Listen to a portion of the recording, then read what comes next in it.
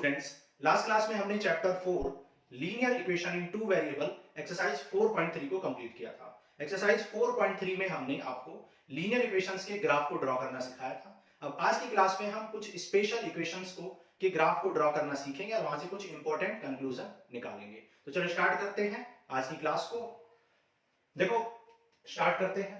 अब आप मुझे एक बात बताओ, अगर मैंने आपको कुछ पॉइंट्स दिए, मान लो हमने एग्जांपल में कुछ पॉइंट्स ले लिए, मान लो मैंने आपको कुछ पॉइंट्स दिए हैं 2,0, 2, मान लो 3,0, 4,0 एंड मान लो -4,0।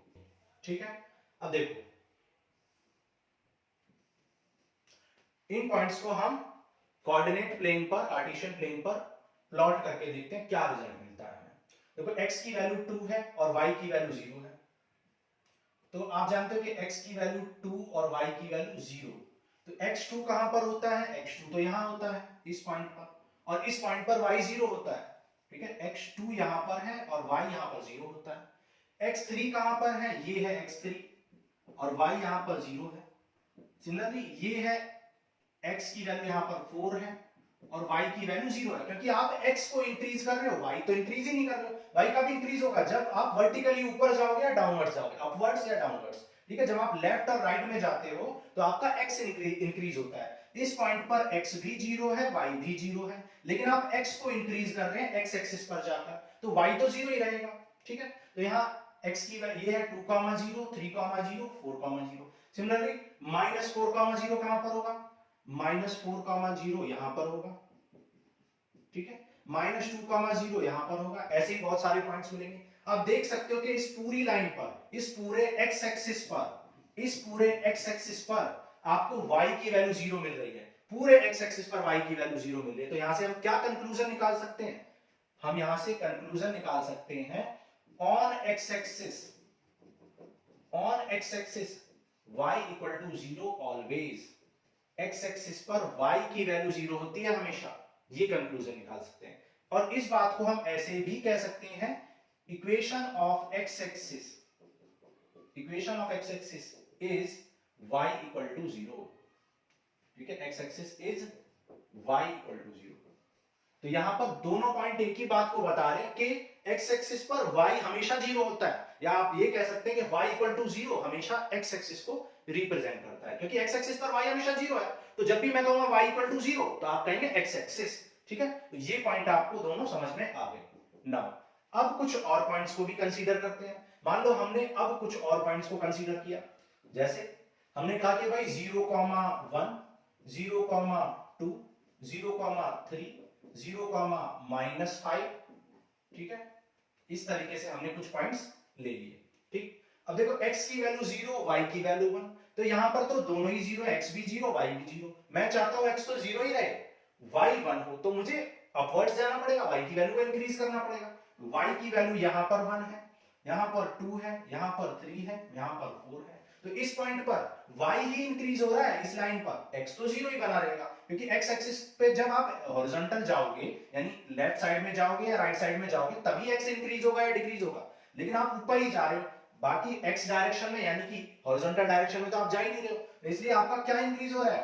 y इंक्रीज हो रहा है। तो इस पॉइंट पर x 0 और y 1 होगा, इस पॉइंट पर x 0 और y 2 होगा, इस पॉइंट पर x 0 और y 3 होगा, इस पॉइंट पर x 0 और y 4 होगा, और x 0 और y -5 कहां पर होगा? यहां पर होगा।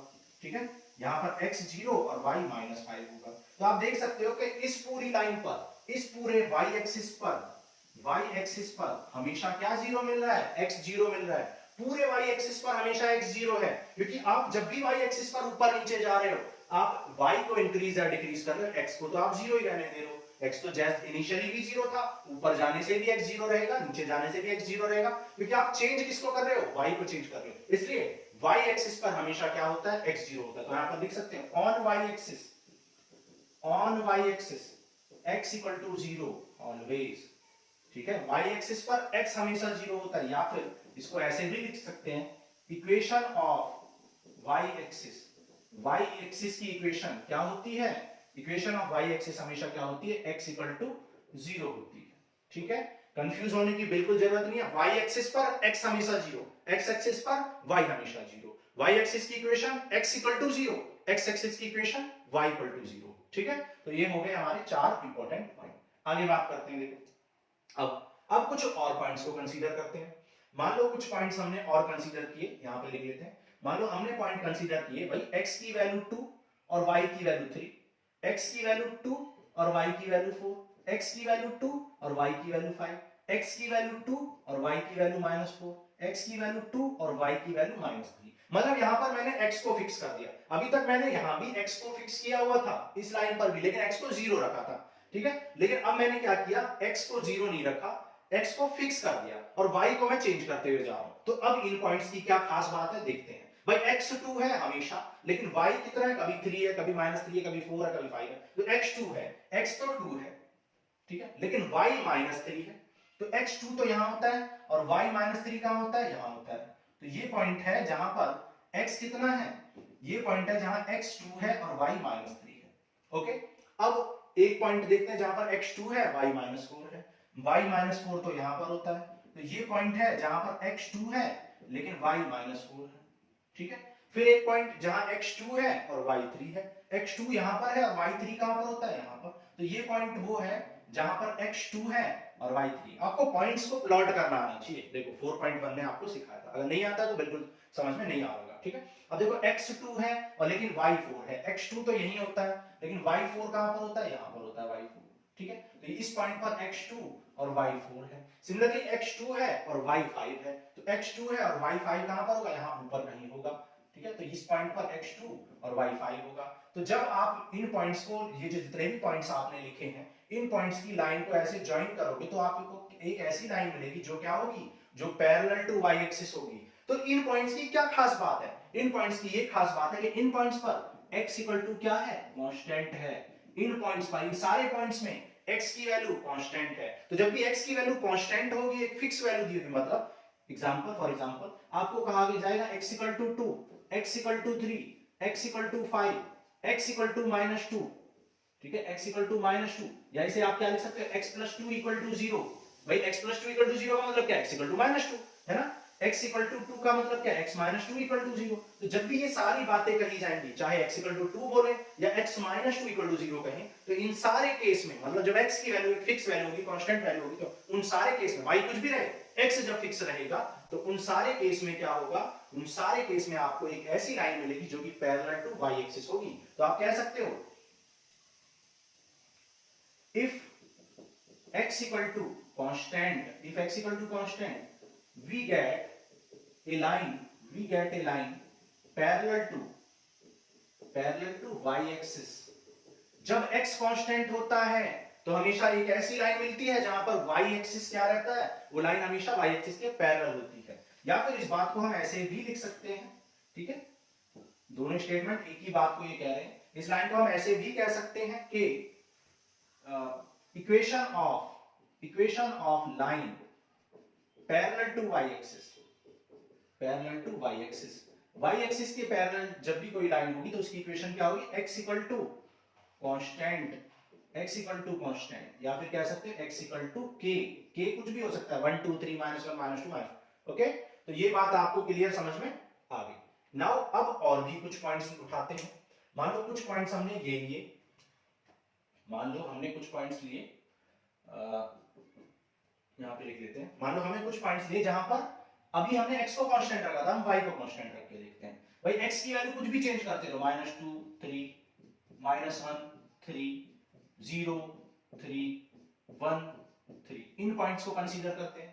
देखो x की वैल्यू -2 है लेकिन y 3 है। x की वैल्यू -2 कहां होती है, यहाँ, और y 3 कहां होता है, यहाँ।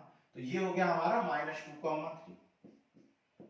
ओके, सिमिलरली x की वैल्यू -1, y3 है। x की वैल्यू -1 कहां होती है, भाई x की वैल्यू -1 यहां होती है और y3 यहां होता है। ठीक है, इस पॉइंट पर। सिमिलरली x की वैल्यू 0 और y की वैल्यू 3, ये पॉइंट है x की वैल्यू 0 y की वैल्यू 3। ठीक है, ये पॉइंट है x की वैल्यू 1 और x की वैल्यू -1 y की वैल्यू 3। सिमिलरली x की वैल्यू 0 y की वैल्यू 3, x की वैल्यू 1 y की वैल्यू 3। x की वैल्यू 1 यहां होती है और y की वैल्यू 3 यहां होती है। तो ये हो गया 1, 3। तो आप देख सकते हो इन पॉइंट्स को ज्वाइन जब आप करोगे, इन पॉइंट्स को जब ज्वाइन करोगे तो आपको एक ऐसी लाइन मिलेगी जो कि पैरेलल टू एक्स एक्सिस होगी। तो इन पॉइंट्स में क्या खास बात है, यहाँ पर y की वैल्यू कांस्टेंट है, यहाँ पर y की वैल्यू कांस्टेंट है। तो आप लिख सकते हो if y equal to constant, अगर y कांस्टेंट है, we get a line parallel to x axis. X axis के पैरेलल लाइन मिलेगी अगर क्या होगा, y की वैल्यू कांस्टेंट रहेगी तो। ठीक है, इसको इरेज कर देते हैं। इसको हम ऐसे भी लिख सकते हैं, equation of line parallel to y axis. y axis के पैरेलल इक्वेशन ऑफ लाइन क्या होती है, y इक्वल टू, ठीक है, sorry x axis, y axis तो ऑलरेडी हो चुका है, equation of line parallel to x axis हो चुकी है। अब equation of line parallel to x axis. x axis के पैरेलल जो इक्वेशन ऑफ लाइन है क्या होती है, y equal to constant, y equal to constant, या फिर कह सकते हैं y इक्वल टू k। अब k कुछ भी हो सकता है, 1 2 3 -1 -2 -3। ठीक है, तो आपको यहां पर 4 इंपॉर्टेंट कंक्लूजन हमने बताए कि x एक्सिस पर हमेशा y 0 होता है, y एक्सिस पर हमेशा x 0 होता है। इस बात को हम ऐसे भी लिख सकते हैं कि x equal to 0 is the equation of y axis, y equal to 0 is the equation of x axis.